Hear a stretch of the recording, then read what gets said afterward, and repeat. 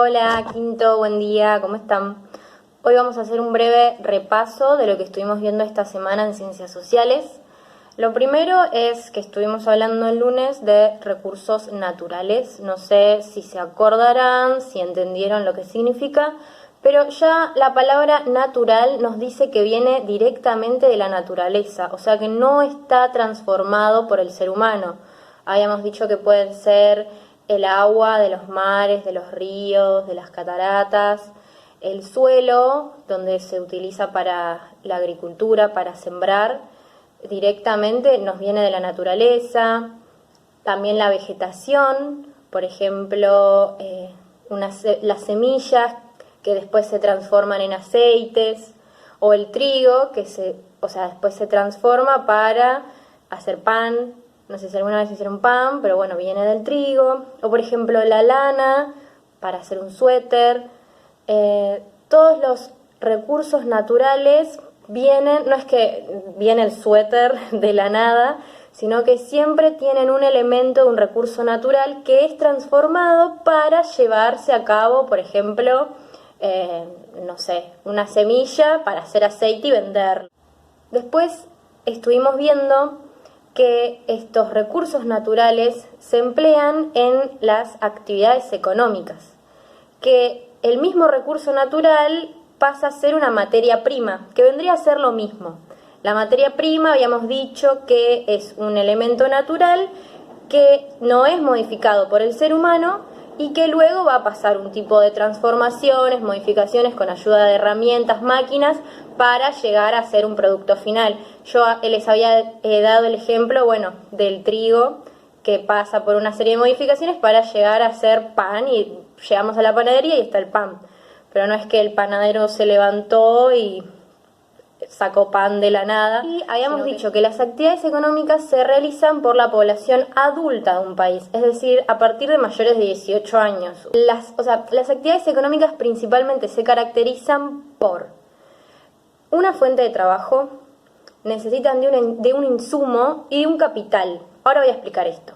Fuente de trabajo significa que para que estas actividades se realicen, se necesita de gente que esté trabajando para producir esto. Por ejemplo, si yo tengo un emprendimiento de mates, ¿no? Ahora hay mates pintados, vieron que se venden un montón con dibujos. Yo quiero tener este emprendimiento. Entonces voy a necesitar, primero, para comprar varios mates para empezar este emprendimiento. ¿Qué necesito para comprar los mates y empezar ya a poder empezar a pintarlos y todo eso? Dinero, plata. Entonces, eso es el capital. Siempre para empezar algún tipo de actividad económica se necesita del capital, de alguien que tenga el dinero para comprar lo que se va a querer después comercializar o vender. En este caso yo con mis mates, ya puse plata para comprar 100 mates. Después, los insumos vendría a ser, por ejemplo, en este caso de mi ejemplo de los mates, las pinturas para pintarlos, los pinceles, las brochas. Todo eso también se necesitan, porque no es que se van a pintar de la nada. Y en tercer lugar, el trabajo.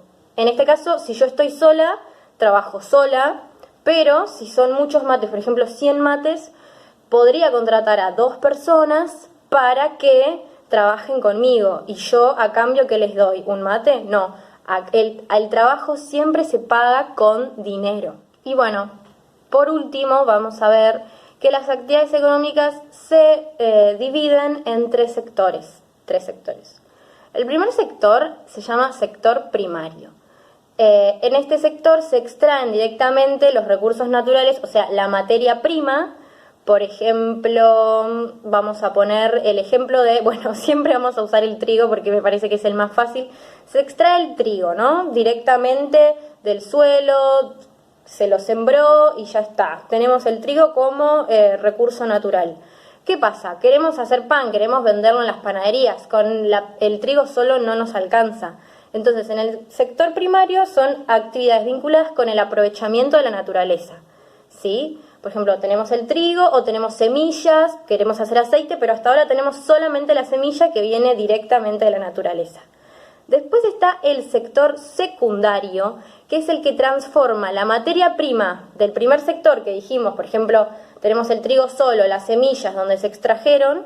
El sector secundario es el que las va a transformar con ayuda de herramientas, de máquinas, en productos ya procesados, listos para venderse. Por ejemplo, habíamos dicho también de la lana para hacer los suéteres, puede ser también del cuero, del algodón, todos productos que vinieron directamente de la naturaleza, en el sector secundario se transforman en lo que ya conocemos como el producto terminado.